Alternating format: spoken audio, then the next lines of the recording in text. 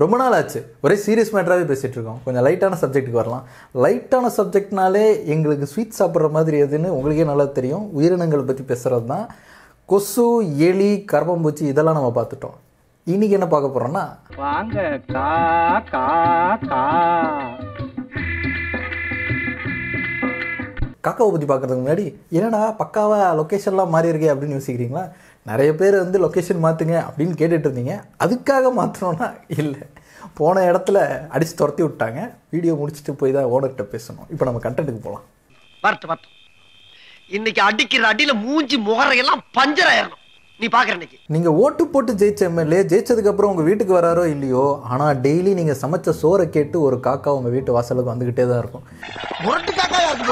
இப்படி காட்டில் இருந்த காக்கா எப்போத்துலேருந்து நம்ம வீட்டுக்கு வர ஆரம்பிச்சதுன்னு சரியாக சொல்ல முடியலங்க. ஆனால் மனிதர்களுக்கும் காக்காவுக்குமான உறவுங்கிறது ரொம்ப ஸ்ட்ராங்காக இருக்குது. எப்படின்னு கேட்குறீங்களா?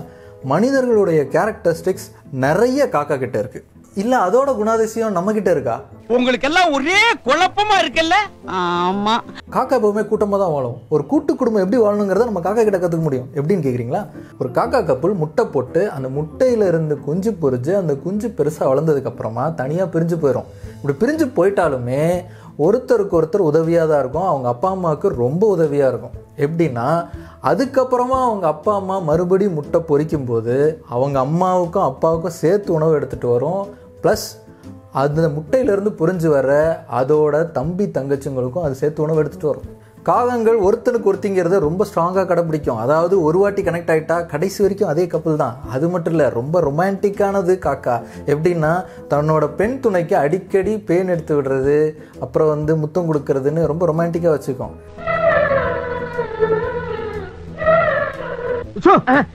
உங்க மூஞ்சிகளுக்கு தீம் மியூசிக் வேற, அந்த ஸ்மோக் எஃபெக்ட் வேறயா? ஆனால் இவ்வளோ ரொமான்டிக்காக இருந்தாலும் இந்த ஆம்பளை காக்கா இருக்குல்ல, அது மட்டும் கொஞ்சம் ப்ளே பாய் டைப். பாத்தீங்களா, சில்றங்கறத கன்ஃபார்ம் பண்றான். எடா கையா மை சன் எடா கையா. காக்கா எந்த அளவுக்கு ஒரு கூட்டமாக சேர்ந்து வாழுதுன்னா, அதுக்கு ஒரு உணவு கிடைச்சதுன்னா அது மட்டுமே சாப்பிடாது, தன்னோட சொந்த பந்தம் எல்லாத்தையும் கூப்பிட்டு பந்தி விரிச்சு தான் சாப்பிடும். என்னடா நம்ம ஊர்க்கார போய் பாசத்துக்கு ஒரு அளவே இல்லாம போச்சா? இப்ப சாப்பிடணுங்க. ஆமா டேய் எல்லாரும் வாங்கடா. அது மட்டும் இல்லைங்க, ஒரு காக்கா இறந்து போச்சுன்னா எல்லா காக்காவும் சேர்ந்து அதுக்கு ஒப்பாரி வைக்கும். காக்காவுக்கு மெமரி பவர் ரொம்ப அதிகம். எப்படின்னா, தனக்கு கிடைக்கிற சாப்பாடை அங்கங்கே ஒளிச்சு வைக்கும். அதை கரெக்டாக ஞாபகம் வச்சு அதே இடத்துக்கு போய் எடுத்து சாப்பிடும். சமீபத்திய ஆய்வுகளில் மனிதர்களோட முகத்தை காக்கா கரெக்டாக துல்லியமாக ஞாபகம் வச்சுக்கும் அப்படின்னு கண்டுபிடிச்சிருக்காங்க. அதுவும் ஒவ்வொரு மனிதனுக்கும் வேறுபடுத்தி பார்க்கக்கூடிய திறன் காக்காவுக்கு இருக்குது அப்படின்னு கண்டுபிடிச்சிருக்காங்க. ஒரு மனுஷன் ஒரு காக்காவை கொண்டுட்டான் அப்படின்னா அவனுடைய முகத்தை காக்கா நல்லா ஞாபகம் வச்சு அவனை அட்டாக் பண்ணும். அது மட்டும் இல்லை, மற்ற காக்காங்களுக்கும் அவனுடைய அடையாளத்தை சொல்லி அந்த காக்காக்களையும் அவனை அட்டாக் பண்ணுறதுக்கு காக்காக்கள் ஒன்றா சேர்ந்து வேலை பார்க்கும் அப்படின்னு கண்டுபிடிச்சிருக்காங்க. இதுக்கு ரீசன்ட் ஸ்டடியில் என்ன பண்ணாங்கன்னா, ஒரு காக்கா கூட்டத்துக்கு மாஸ்க் போட்டு ஒரு செத்து போன காக்கா மாதிரி ஒரு பொம்மையை ரெடி பண்ணி சயின்டிஸ்ட் அந்த காக்காவோட கூட்டத்துக்கு போனாங்க. அந்த காக்கா கூட்டம் உடனே அந்த மனிதர்களை தாக்க ஆரம்பிச்சிருக்கு. அது மட்டும் இல்லை, அதுக்கப்புறமா அந்த மாஸ்க் போட்டு யார் போனாலுமே அந்த மாஸ்க் போட்டவங்களை எல்லா காக்காக்களும் சேர்ந்து தாக்க ஆரம்பிச்சிருக்கு. அதனால தான் நீங்கள் ஒவ்வொரு ஊருட்டு போனாலும் காக்கா ஃபாலோ பண்ணிட்டு என்ன அடிக்குதுரா அப்படின்னு நீங்கள் நினச்சிட்டு இருந்தீங்கன்னா அது ஒரே காக்கா கிடையாது, அது வேறு வேறு காக்கா கனெக்ஷனில் வந்திருக்கும். ஒரு காக்காவுக்கு பிரச்சனைனா டாட்டா சுமோவில் உருட்டுக்கட்டையில் கிளம்பி வந்த மாதிரி மொத்த காக்காவும் கிளம்பி வந்துடும். அதனால் உஷாராக இருங்க. இன்டர்நேஷனல் லெவல் அண்ணாச்சிக்கு கனெக்ஷன் இருக்குல்ல, நீ மலேசியாவுக்கு போனாலும் சரி மக்கானாலே உன தூக்கிடும்ல.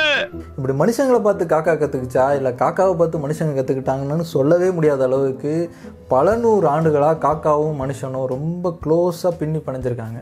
திருவள்ளுவர் கூட காக்கை கரவா கரைந்துண்ணும் ஆக்கமும் அண்ணன் நீரார்க்கே உல அப்படிங்கிற குரலில் காக்காவோட பகிர்ந்து உண்ணுதல் குணத்தை போற்றி இருக்காரு.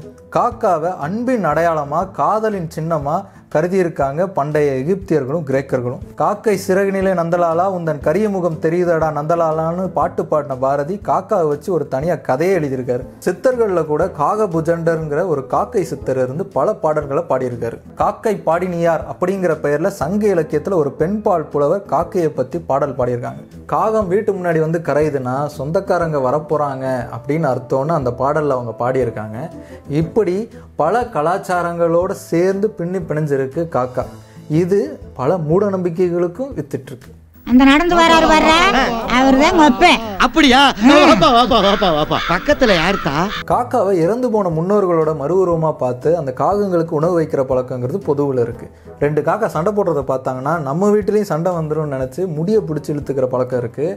அதே மாதிரி அந்த காக்கா சண்டை போடுறத பார்த்தா அந்த காக்கா விரட்டி விட்டு அதுங்க சண்டை போட்ட இடத்துல தண்ணி தெளித்து ஒரு தொடப்பத்தை வச்சு அடிப்பாங்க. அப்படி அடித்தாதான் சண்டை வீட்டுக்கு வராமல் இருக்கும், இல்லை நம்ம வீட்டுக்குள்ளேயும் சண்டை வந்துடும் அப்படிங்கிற ஒரு நம்பிக்கை இருக்குது. அதை விட இன்னொரு குடும்பம் என்னென்னா அண்டங்காக்காவை பார்த்தா தலையில் குட்டிப்பாங்க. இப்படி ஒரு பழக்கம் இருக்குது. இப்படி எத்தனை பேர் குட்டியிருக்கீங்க கீழே கமெண்ட் பண்ணுங்கள். கரெக்டாக கட்டுவிட்டா? இப்படி நம்ம நாட்டில் மட்டும் இல்லை, உலகத்தோட பல நாட்டில் காக்காவை வச்சு நிறைய மூடநம்பிக்கைகள் இருக்குது. மேற்கத்திய நாடுகளில் காக்காவை ஒரு இறப்பின் சின்னமாக அழிவின் சின்னமாக பார்க்குறாங்க. இதுக்கு முக்கிய காரணம் எங்கே இருக்குன்னா பைபிளில் இருக்குது. பைபிளில் நோவா காலத்தில் உலகம் அழிகிறதுக்காக மழை பெஞ்சு ஓஞ்சதுக்கப்புறமா நோவா காக்காவை தான் முதல்ல கூப்பிட்டு எங்கேயாவது லேண்ட் இருக்கான்னு பார்த்துட்டு வான்னு அனுப்பிச்சாரு. ஆனால் அந்த காக்கா வரவே இல்லை. அதுக்கப்புறமா புறாவை அனுப்பிச்சாரு, அதுதான் திரும்பி வந்துச்சு. அதனால காக்கா எப்போவுமே சுயநலமாக தான் இருக்கும், நமக்கெல்லாம் யோசிக்காதுங்கிறத வச்சு அதை ஒரு நெகட்டிவ் எனர்ஜியாகவே மேற்கத்திய நாடுகள் பார்க்க ஆரம்பிச்சிட்டாங்க. இது ஒரு பக்கம்னா லண்டன் டவர் மியூசியமில் எப்பவும் ஒரு 6 காக்காவை வளர்ப்பாங்க. அதில் ஒரு காக்கா செத்து போச்சுன்னா வேறு காக்காவை பிடிச்சி வளர்ப்பாங்க. ஆனால் அதில் ஒரு காக்கா பறந்து போச்சுன்னு வச்சுக்கோங்க, பிரிட்டிஷ் முடியாட்சிக்கே பிரச்சனை வந்துருங்கிறது அவங்களோட நம்பிக்கை. நம்ம ஊரில் இந்து நம்பிக்கையில் சனீஸ்வரனோட வாகனமாக கருதி கும்பிடப்படுது காகங்கள். அது மட்டும் இல்லை, யமன் காகமாக உருமாறி வாட்ச் பண்ணிட்டு இருப்பாப்புல, அதனால் கேர்ஃபுல்லாக இருங்க அப்படிங்கிறதும் ஒரு நம்பிக்கையாக இருக்குது. இப்படி மனிதர்களுடைய பல கலாச்சாரங்கள்லையும் பின்னி பிணைஞ்சிருக்கிற காகங்கள் எப்போ மனிதர்களோட ஒன்றா சேர ஆரம்பிச்சதுன்னு முன்னாடியே சொன்ன மாதிரி சரியாக சொல்ல முடியல. ஏன் காக்கா எப்போ உருவாச்சுன்னு கூட சரியாக சொல்ல முடியல. கிட்டத்தட்ட 17 மில்லியன் வருஷங்களுக்கு முன்னாடி ஒரு ஃபாசில் கிடச்சிருக்கு. ஆனால் அது காக்கா தான் அப்படின்னு சொல்ல முடியல. ஏன்னா காக்கா கார்விடே அப்படிங்கிற ஃபேமிலியை சேர்ந்தது. இந்த கார்விடேல 120க்கும் மேற்பட்ட பறவை வகைங்க இருக்குது. அதில் முக்கியமான பறவை வகை கார்வஸ். இந்த கார்வஸில் 45 வகையான பறவைகள் இருக்குது. அதில் ஒன்று தான் காகம். இந்த 17 மில்லியன் ஆண்டுகளுக்கு முன்னாடி கிடைச்ச ஃபாசில்ங்கிறது இந்த கார்விடே வகையை சேர்ந்த ஒரு பறவையாக இருக்குங்கிறத கண்டுபிடிச்சிருக்காங்க. ஆனால் அது காக்காவாக தான் இருந்துச்சுங்கிறது சரியாக சொல்ல முடியும். காக்காங்கிற பேரே ரொம்ப இன்ட்ரெஸ்டிங்கான விஷயங்க. காக்கா காக்கா கான்னு கத்துறதுனால நம்ம காக்கான்னு கூப்பிடுறோமா, இல்ல நம்ம காக்கான்னு கூப்பிடுறதுனால காக்கா காக்கா கான்னு கத்துதா? கான்னு அது கரையிற ஒளியில இருந்து தான் தமிழில் அதுக்கு காக்கான்னு பேர் வந்திருக்கு. காகம் அப்படிங்கிறது அது கருமையாக இருக்கிறனால அந்த பேர் வந்திருக்கலாம். கார் அப்படின்னா கருப்பு, நம்ம கார் மேகம்லாம் சொல்கிறோம்ல, அதனால் காருங்கிறத குறிக்கிற மாதிரி காகம் அப்படிங்கிறது அதோட பேராக வந்திருக்கலாம். இங்கிலீஷில் இன்னும் இன்ட்ரெஸ்டிங்காக இருக்குங்க. காக்கா எப்பவுமே கூட்டமாக இருக்குல்ல, அதனால் க்ரௌடுங்கிற வார்த்தையில் இருந்தால் இந்த க்ரோங்கிற வார்த்தை வந்திருக்கும்னு சொல்கிறாங்க. காக்கா அமெரிக்கன் காக்கா, இந்தியன் காக்கான்னு ஏகப்பட்ட பிரிவில் இருக்குது. ஆனால் பொதுவாக அண்டங்காக்காவுக்கும் சாதா காக்காவுக்கும் தான் பெருசாக வித்தியாசம் இல்லாமல் அடிக்கடி கன்ஃபியூஸ் ஆவாங்க. இதில் ஆண் காக்காவுக்கு பேர் தான் அண்டங்காக்கா, பெண் காக்காவுக்கு பேர் காக்கா அப்படின்னு நினச்சிக்கிட்டு இருக்காங்க. ஆக்சுவலாக அது உண்மை கிடையாது. அண்டங்காக்கா வேறு, காக்கா வேறு. அண்டங்காக்கா கொஞ்சம் சைஸில் பெருசாக இருக்கும், ரொம்ப கருமையான நிறத்தில் இருக்கும், அது தனி வகை. காக்கா தனி வகை. இதே தான் இங்கிலீஷ்லேயும் ஒரு கன்ஃபியூஷன் இருக்குது. Grow and Raven. ரேவன் கொஞ்சம் பெரிய சைஸாக இருக்கும், க்ரோங்கிறது சின்ன சைஸில் இருக்கும், ரேவன் ரொம்ப டார்க்காகவும் இருக்கும். அவன் பயங்கர கருப்பா இருப்பான், நீ கருப்பா பயங்கர. இப்படி காக்கா தன்னோட குடும்பத்துக்கு மட்டும் கேரிங்காக இல்லைங்க, தன்னோட இனமே இல்லாத குயிலுக்கும் அது கேரிங்காக இருக்கும். எப்படின்னா குயிலுக்கு கூடு கட்ட தெரியாது, அது காக்காவோட கூட்டில் தான் போய் முட்டை இட்டுட்டு வந்துடும்.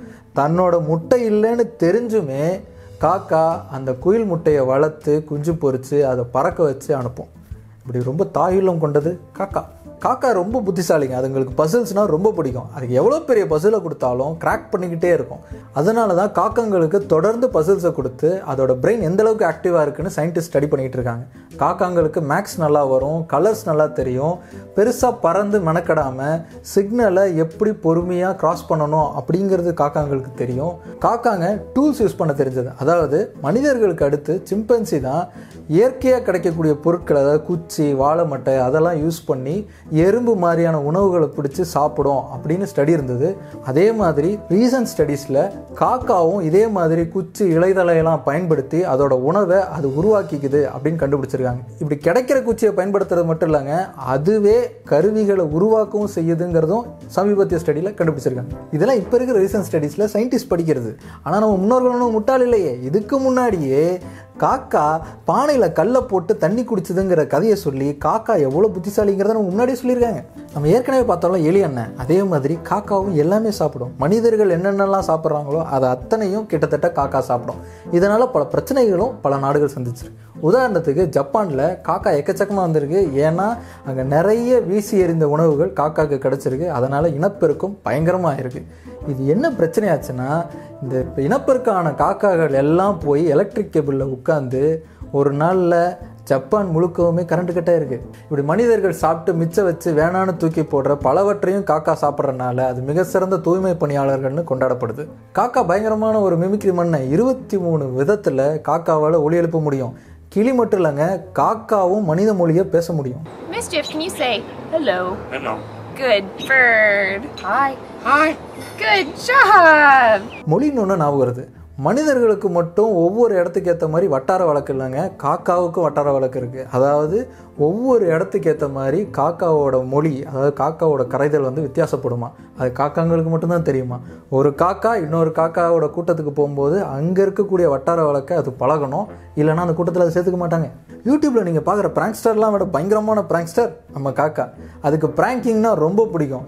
சும்மா போய் மாடை நோண்டுறது, நாயை நோண்டுறது, ஆடை நோண்டுறதுன்னு பயங்கரமாக அதை நோண்டி விடும். அது மட்டும் இல்லை, மனிதர்கள்கிட்டையும் அது பிராங்கிங் பண்ண ரொம்ப பிடிக்கும். திடீர்னு தலையில் டொப்புன்னு குட்டிட்டு ஓடிடும்.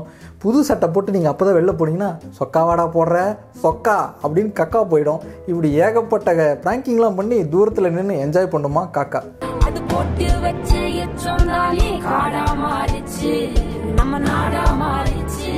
காக்காவுக்கும் மனிதர்களுக்குமான கலாச்சார உறவுங்கிறது பல வருடங்களாக இருந்தாலும் காக்காங்கிறது ஒரு ஐசோலேட்டடான உயிரினம். அது அவ்வளோ சீக்கிரத்தில் மனிதர்களை கிட்ட நெருங்க விடாது. இன்ஃபேக்ட் ரொம்ப பழகிய தெரிஞ்ச மனித முகமாக இருந்தாலுமே அது உடனே கிட்டக்கு அனுமதிக்காமல் கண்ட மேனிக்கு திட்டி குரல் எழுப்புமா. ஒரு காக்காவை சமாதானப்படுத்தி அது கிட்ட பழகணுங்கிறது ரொம்ப ரொம்ப கடினமான ஒரு விஷயங்கிறதுனால தான் காக்கா பிடிக்கிறது அப்படிங்கிற டெர்மினாலஜி வந்திருக்கு. அதாவது கையை காலை பிடிச்சி கெஞ்சி கூத்தாடி படுத்தே விட்டானா ஐயா அப்படின்னு உருண்டு புரண்டாதான் ஒருத்தனை கவர் பண்ண முடியும்னா அதுதான் காக்கா பிடிக்கிறது. எத்தனை பேர் காக்கா பிடிச்சிங்க, இல்லை காக்கா பிடிச்சனால பாதிக்கப்பட்டீங்க, கீழே கமெண்ட் பண்ணுங்கள். காக்கா இந்த அளவுக்கு ஐசோலேட்டடாக இருந்தாலும் அது ஒரு மனிதரோட பழக ஆரம்பிச்சிருச்சுன்னா அந்த மனிதர் மேலே ரொம்ப அன்பாக இருக்குமா. உதாரணத்துக்கு சொல்லணும்னா, சியேட்டரில் ஒரு சின்ன பொண்ணு அவளுக்கு கிடைச்ச உணவுல இருந்து கொஞ்சம் கொஞ்சம் காக்காங்களுக்கு ஷேர் பண்ணியிருக்கா. உடனே அந்த காக்காலாம் என்ன பண்ணியிருக்குன்னா, ரொம்ப ஷைனிங்கான பொருள்லாம் எடுத்துகிட்டு அவளுக்கு டெய்லி அவளோட வீட்டு வாசலில் கிஃப்டாக கொடுத்துருக்கு. நம்ம ஊரில் கூட ஒரு காக்கா ஒரு மீன்காரர்கிட்ட சண்டை போட்டு பெரிய மீன் வாங்கின விஷுவல்லாம் கூட இருக்குது. காக்கா பார்க்குறதுக்கு கருப்பாக இருந்தாலும் ரொம்ப ரொம்ப சுத்தமானதுங்க. அடிக்கடி குளிச்சுக்கிட்டே இருக்கும். அதுவும் ரொம்ப பெரிய குளியெல்லாம் இல்லை, சும்மா அப்படியே லைட்டாக தண்ணியில் அப்படியே மேலே பட்டுக்கிட்டு அப்படி மேலே ஏறும். இதை தான் நம்ம காக்கா குளியல் அப்படின்றோம். இப்படி காக்காவை வச்சு நம்மக்கிட்ட ஏகப்பட்ட ஐட்டம் இருக்குது. உதாரணத்துக்கு சொல்லணும்னா, நம்ம காக்கா கடி கடிச்சிருக்கூடு அப்படின்னு சொல்கிறோம்ல, அது எதுக்குன்னா காக்காங்க எப்போவுமே உணவு கிடச்சிதுன்னா அதை கடித்து பக்கத்தில் இருக்க காக்காவுக்கு ஊட்டி விடும். சின்ன காக்காவாக இருந்ததுன்னா அதை ஊட்டி விடும். அதுதான் நம்ம காக்கா கடி கடிச்சிருக்கூடு அப்படின்னு சொல்கிறோம். இந்த காக்கா வலிப்புன்னு இருக்குல்ல, அதுக்கும் காக்காவுக்கும் எந்த சம்மந்தம் இல்லைங்க. கை கால் வலிப்புங்கிறது தான் பேச்சு வழக்கில் காக்கா வலிப்பு அப்படின்னு மாறி இருக்குது. இதுக்கு காக்காவை போட்டு இழுக்காதீங்க. இப்படி காக்கா பார்க்கறதுக்கு சாதாரணமாக இருந்தாலும் அதை பற்றி தெரிஞ்சுக்க படிக்க ஆரம்பிச்சோன்னா அதுக்குள்ளே புதையலாக புதைஞ்சிருக்கு. பாட்டி வடை சுட்ட கதையில் வேணால் காக்கா வில்லனாக இருக்கலாங்க, ஆனால் போகன் சுட்ட கதையில் காக்கா தான் ஹீரோ. இப்படி காக்காவுக்கும் உங்களுக்கும் நடந்த வாய்க்கால் தகராறு, பங்காளி சண்டை, இப்படி ஏதாவது இருந்ததுன்னா கீழே கமெண்ட் பண்ணுங்கள், நாங்களும் தெரிஞ்சுக்கிறோம். அதுக்கு முன்னாடி லைக் பண்ணிவிடுங்க, ஷேர் பண்ணிவிடுங்க. புதுசாக எங்கள் பக்கத்துக்கு வந்துருந்தீங்கன்னா சப்ஸ்கிரைப் பண்ணிவிடுங்க, பெல் பட்டன் அமுக்கிடுங்க. ஃபேஸ்புக்கில் பார்த்துட்டு இருந்தீங்கன்னா ஃபாலோ பண்ணிவிடுங்க. இன்னொரு நாள் இன்னொரு கண்டென்ட்டோட உங்களை பார்க்குறோம். பாய்.